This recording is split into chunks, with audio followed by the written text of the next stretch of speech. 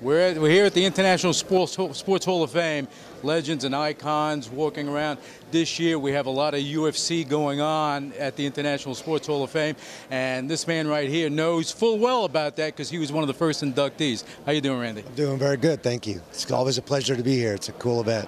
Well, tell me, you were one of the first inductees in the Hall of Fame. Yeah, I was obviously honored to be in the inaugural class with Arnold Schwarzenegger himself, and I mean, every class every year is just an amazing group of athletes.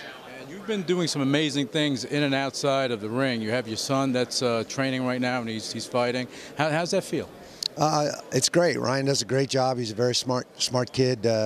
He's got a passion for the sport, and as a father and a coach, what more could you ask for? And you're doing stuff outside of the ring. Why don't you tell us a little bit about that? Well, I mean, I run a couple of charitable organizations, the Extreme Couture GI Foundation. We try to raise money and help wounded veterans that are in transition. And then we also work with MVP, merging vets with players, open our gyms up to the veteran community every Thursday afternoon. They get a workout in, and then they spend some time reconnecting to other folks from the military community and doing some peer-on-peer counseling. And I think those two foundations take up a lot of my time. They're great. Enjoy the veteran community. Being a vet myself, having been in the Army in the 80s, so it's nice now to try and help some of these guys out that are struggling in transition.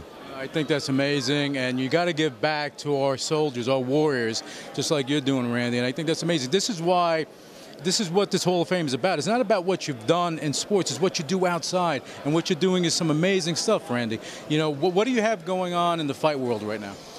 Fighting-wise, I mean, obviously we run Extreme Couture MMA in Las Vegas, and we have Unbreakable Performance Training Center in Los Angeles. We got a bunch of great fighters and great clients that come through those facilities, and I don't compete anymore, obviously. My son Ryan is doing a great job fighting for Bellator. He'll probably be up and back in the cage fighting in May. So trying to get him signed to a new fight for May right now, and get him ready for that. That's nice. That's nice. Congratulations on that.